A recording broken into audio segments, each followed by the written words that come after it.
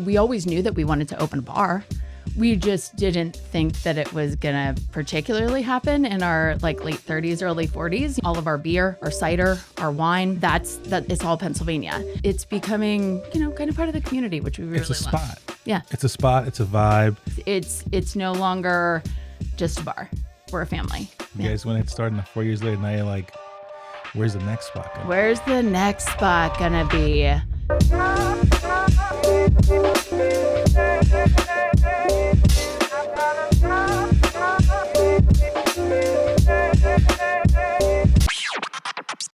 I have Kacie here from the Bar Cart. What is up? Hello, friend. How are you? Thanks Good. for having me. Thanks for coming in, dude. Yeah, this is gonna be a blast. Hell yeah, I've been to the Bar Cart a bunch of times. You've seen me there. I've seen you. That's how you know I'm not talking crap. Yeah, true story. True story. We've had a couple of cocktails together. Yeah, dude. I mean, I actually love going there. I actually really like your concoctions. When I go there, I'm not a huge drinker, which is why I don't go out to the bars much. But I like going to your place. I like going there for networking events. I've been there just to start the evening a few times.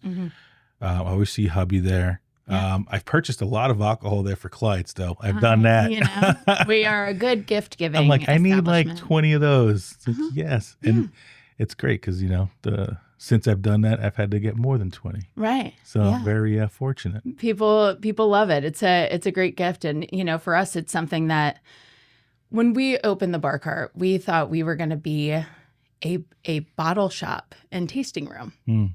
And folks might come in and have a cocktail and, grab a bottle and be on their way. And coming up on our 4-year anniversary, it's kind of wild how it's like really shifted gears where we still are a bottle shop and we still are a tasting room, but it's just become so much more than that. And coming in and having the networking events and being able to, we've had first dates, we've had engagements, we've had, it's becoming, kind of part of the community, which we really love. It's a spot. Yeah. It's a spot. It's a vibe.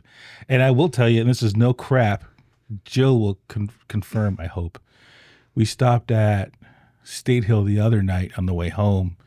I was there and I walk in, I see a good friend of mine, Tony Ballister from Reading Health. But I didn't see him yet. And I heard from the back, he's like, all right, where we going next? He's like, Bar Cart, Bar Cart. And I was like, great place. And then he came over, he was like, what's up? And I was like, what's up, dude? But I heard it. Yeah. He was going to the Bar Cart, man.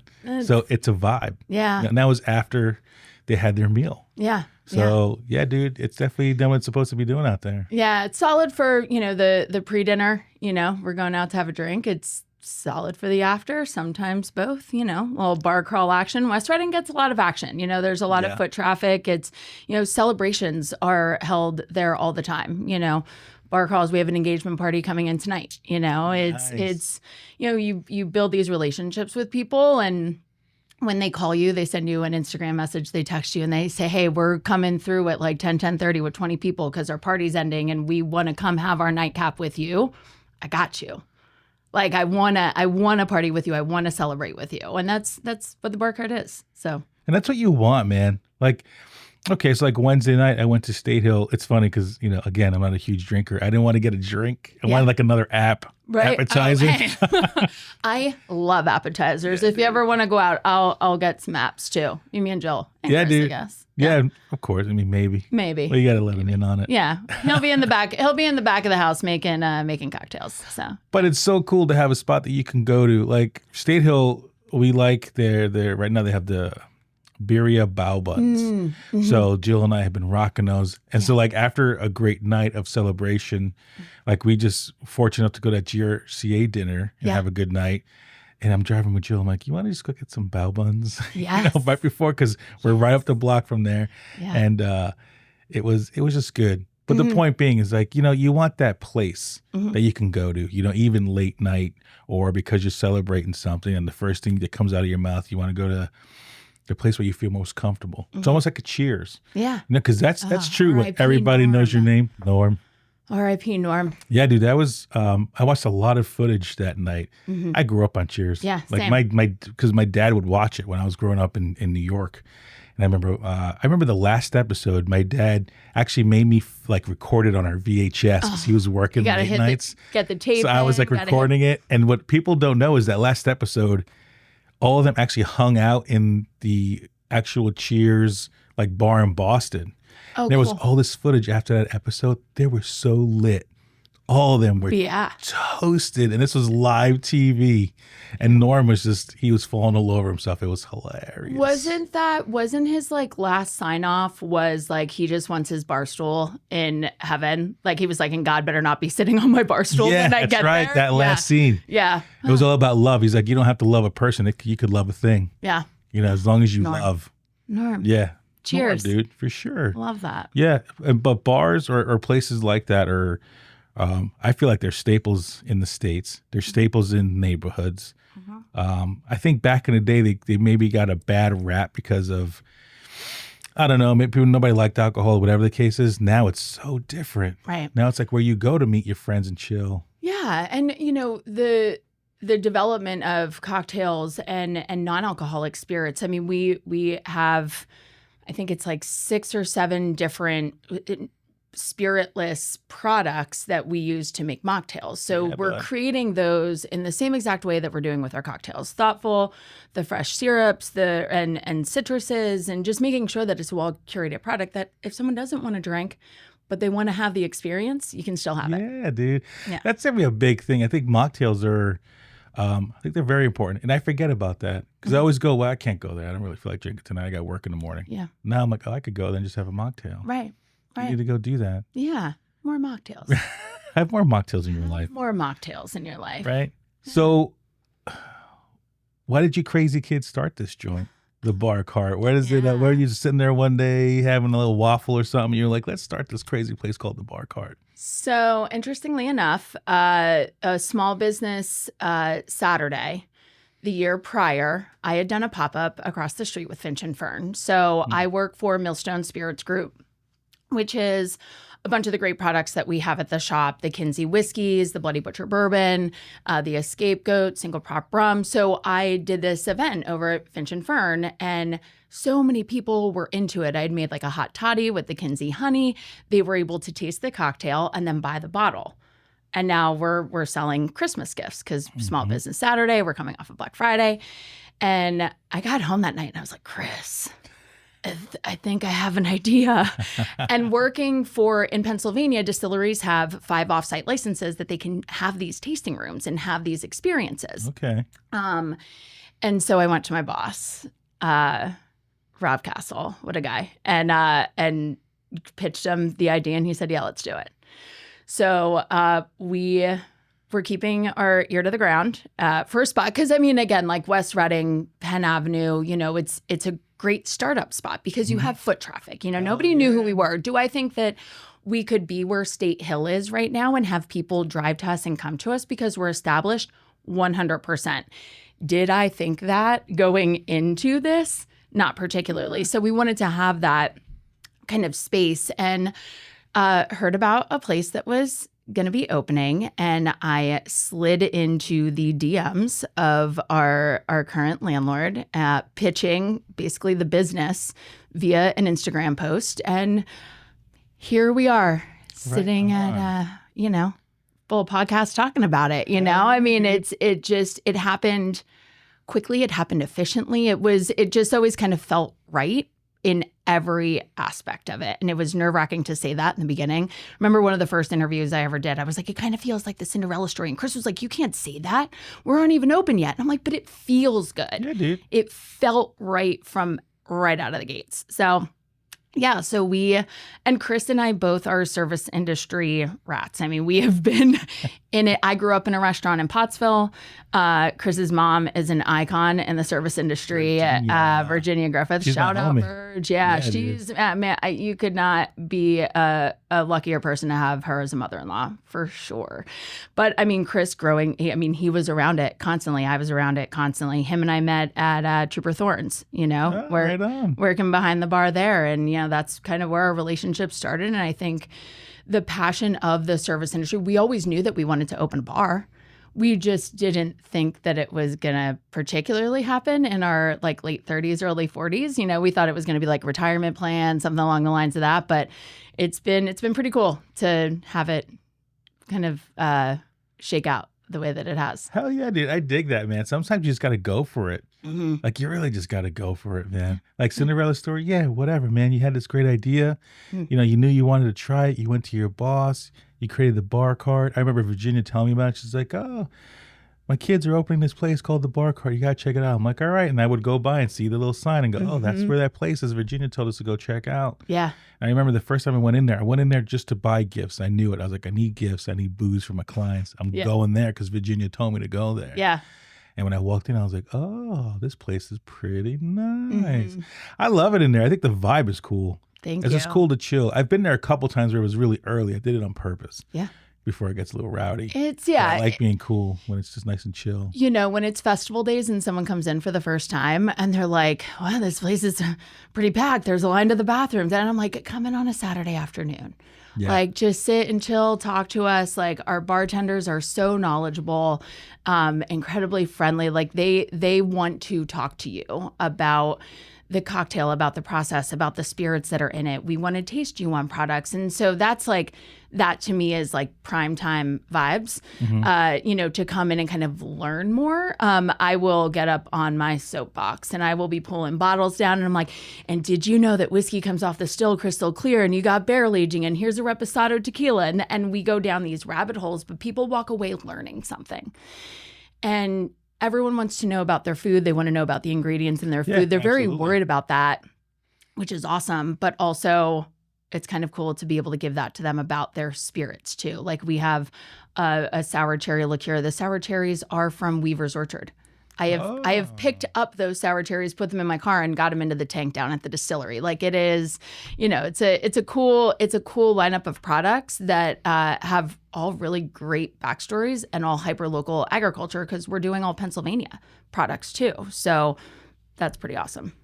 Dude, you gotta like talk more about that, man. Yeah, that's very cool. Yeah, so we have 3 Pennsylvania distilleries that we work with.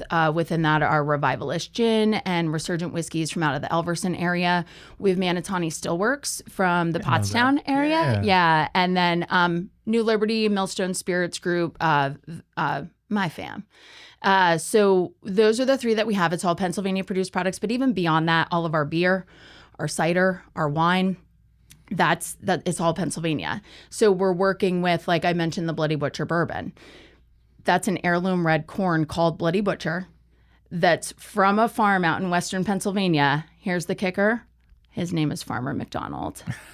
True story. True story. But, you know, at the distilleries that, you know, all 3 of them, they're looking to work, like for the Garden Gin from Revivalist, they are working with local farms for their botanicals that are going into the gin.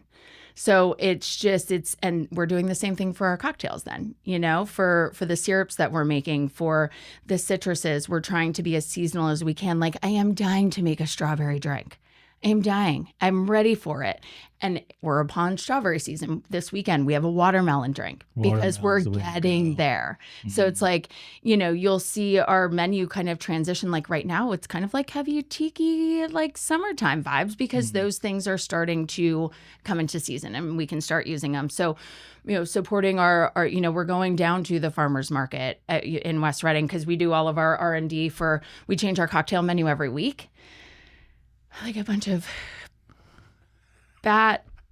crazy folks, but we're doing new drinks every week to showcase different bottles and different spirits. Dude. And so we go down to the market on Sundays, or we go out into other markets when either of us are traveling for work, and we just try and get unique ingredients, because again, it's also about educating people not only on the spirit of the drink, but like, let's try something that you haven't tried before. Let's drink outside of the box. Let's see, you know, if you tell me that you don't love gin, I am very specifically going to try my best to make sure that you love gin and know what kind of product it is, and that it doesn't just taste like pine trees, and that there's a lot of other really great botanicals that go into gin, and all gins are created differently, and especially when you make them in a well-crafted, balanced cocktail. So, and do you like every stupid question, because you're like, of course I do, but do you like every bottle or every piece of liquor that is in that place? Like, you can drink every one and go, this is like amazing?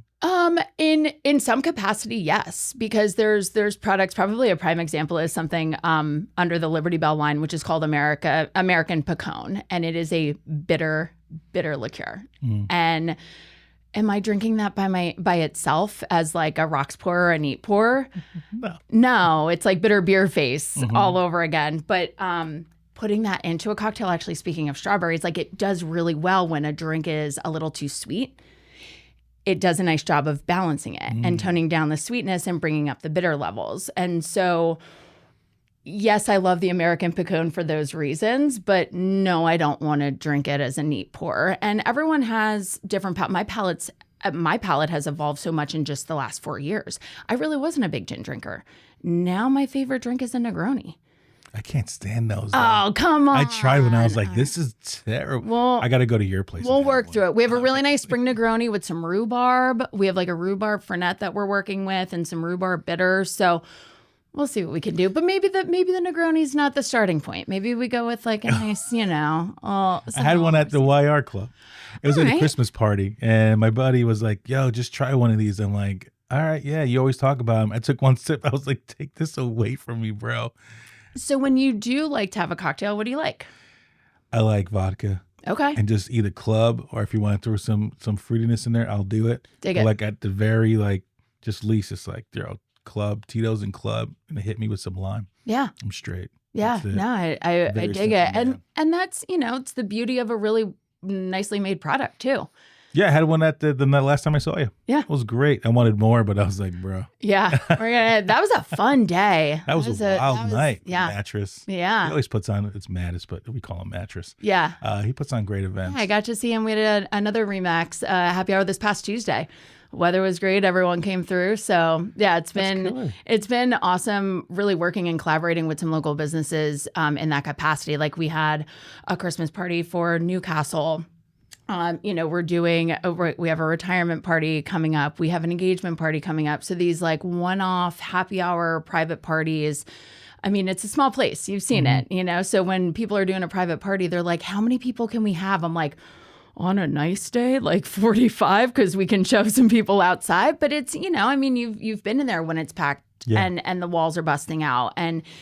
But even in those moments, it's still everyone just kind of like dances around and finds their space. There's a lot of nooks and crannies. Like from the first time that you probably came in to get those bottles. I mean, we're coming up on our anniversary. And so it's that time of year where I start to get all the picture memories of it just popped up. May 20th is when Eric from Dark Side Vinyl put our sign up for us. Right. So like I'm looking at this picture and I'm like, oh my gosh, it's just like a rocky slope out front. There's no tables. We don't have any kind of like built like deck or bar or anything like that. And it's just so wild to like look at a picture. I mean, it was a really beautiful cake shop when we moved in, but it was very pink and it was very mint green and fitting for a cake shop, 100%. Did not fit the bar cart vibe. So I'm looking at these pictures and I'm like seeing this blank space. Chris and I built our bar. When he told me that we were going to build our bar, I was like, are you nuts? And sure enough, it's still standing. Right. So it's just like little things like that I keep on seeing in these memories of like how much it's evolved and how every nook and cranny is being used for, folks just to hang. So. Doesn't it feel good just to sit there? Yeah. Just be like, yeah, dude, it worked out. Yeah. 4 years ago, you had a crazy idea. Yep. Well, you thought it was crazy. Yeah. And your boss believed in you. Chris believes in you. You guys went ahead and started. Now 4 years later, now you're like, where's the next spot going to be? Where's the next spot going to be?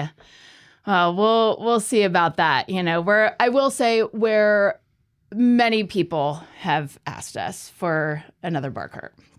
And I'm honored to even think that someone would want me to have two places, let alone one.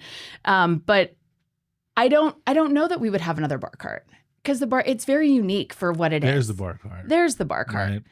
But that doesn't mean that we wouldn't have another concept or another space that felt the same in a way of good vibes, good drinks, everything balanced. Like, would I love a tiki beach bar? Fred, come on. Let's do it. Let's do it. But that would just be different. And it would also take Chris and I away from what we're building with the bar cart. Even being 4 years in, we are there every day. It is not often that we are not there and that people don't see us. And it's because we, one, love being there, being able to have a really nice drink and kick back. And our regulars, our customer base, I mean, we now have some of our best friends from people that have supported us from day one, that might have been walking down the street and saw that bar cart sign. I saw Denise Strovnik. It was a memory that came up, and she was like, "Don't mind me, I'll be standing outside until they open." I mean, she, I got to see her at Vines and Vibes, and we had a very cool art pop-up with Albert Ciervo a couple of weeks. She came in, she's been building her art collection, and so came in, snagged up a really cool disco ball that Albert had done. And, it's just having these continued relationships over the years. And kids, I sent over a picture as we were building our bar. Two of our very good friends came in with their son Ryder on Art on the Avenue day, face painted like Spider-Man. He was like, "Can I help paint the bar?" And I was like, "Sure." We're working on Art on the Avenue, trying to get everything ready. Right on. And so I let him paint a little bit of the bar. And then I was like, "Well, you got to sign the inside of it." So we went around the bar. He couldn't even spell his name. So there's his mom like, "R-Y?" And I have this picture of him standing behind our bar with his name. Now, you can't see it now. There's a bunch of glassware and fridges and stuff. But when that kid turns 21 and the bar cart's still open, we'll pull out that fridge and let him paint his face as Spider-Man and get another picture. When he turns 21, he's going to take, he's going to take that photo. He's going to be behind that bar. You're going to see that image. It's going to be so dope. Yeah. But it's, even just having regulars that, and customers that were coming in and now either they are engaged or they had a baby, and, these kiddos are coming in. I'm like, man, I got to start getting bar cart onesies. One of our bartenders, Taylor, just had a sweet little boy. I'm like, okay, we're a family. Yes. It's no longer just a bar. We're a family. Absolutely. And that's beyond just our staff and Chris and I and our immediate family. It is our regulars and our customers and people that just walk in for the first time. So, yeah. Yeah, dude. It all sounds amazing. Yeah. I love what you got going on there. Yeah. You were talking relationships. You have a relationship with Amanda. Yeah. Just in Love. And you guys just did this cool event, right? We were just smooching some pooches this past Friday. Yeah. Collaborating is huge for me and for us. And Amanda and I, being, West Reading business owners, have come in contact a lot. And, she'll be up, we're having drinks. And it just kind of turned as this kind of inside joke. You'll see it sometimes at the end of my post where I'm like, "Tell your dog I said hi," or, smooches to all the pooches. And her and I and a couple of our girlfriends, as soon as we're leaving the bar and parting our ways, we're like, "Smooches to your pooches." And we then decided to throw what ended up being a pretty epic event this past Friday over at the Reading Museum, where we did a Rescues on the Runway fashion show. And we showcased local West Reading boutiques, clothing, walked by models that had rescue dogs with them to walk down. And it wasn't even a red carpet, it was AstroTurf. So we kept it very dog friendly, but it was really amazing. We ended up raising over $30,000. Nice job. Yeah. Coming in on our first time doing this, and I've never personally planned an event of kind of that level before. And so it was really impressive to just get the sponsorships and the donors, the partners, even when it came down to those that were helping with the production side of it and the decor. 300 tennis balls donated by Frometh, because now they're all going to go back to the rescues. The AstroTurf able to be cut up, going back to the rescue. So we were even looking at it even if we do have to spend money for the event, how do we make sure that it's being used for the pup? So we had five rescues that we were working with. There was 22 dogs that walked the runway. We already have some success stories. One of my bartenders, Carrie, and her husband, Matt, ended up, they're going to adopt one of the pups that they met that evening. Amazing. And that is just one of the many applications that I've heard of so far. So on top of the monetary donations that we're able to get back to the rescues, being able to get these pups their forever homes is insanely rewarding. Is it going to be annually or what? Yeah. I mean, I think we went into it going, well, let's just see how the first one goes. And almost immediately, honestly, about halfway through, her and I were like, again. So we'll take a look at what that looks like. I mean, coming off of a first event, it went incredibly well. Are there changes that we would love to make? For sure. I was even working with Mostly Mutts, which is one of them that I was like, hey, why don't you we're dog friendly at the bar cart.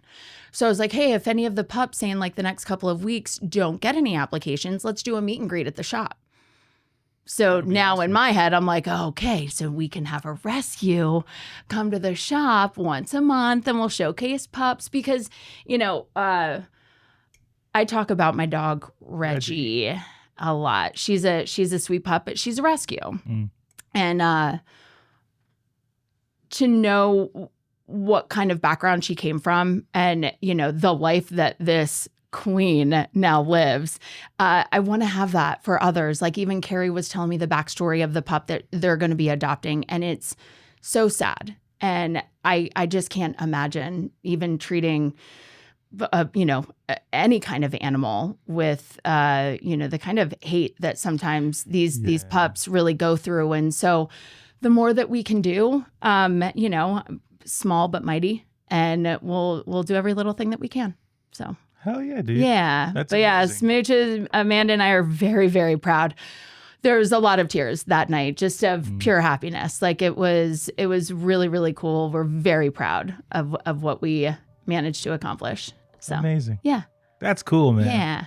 That's amazing. I hope you guys do it for 20 more years. Me too. I hope the bar cart's around for 50 more years minimum.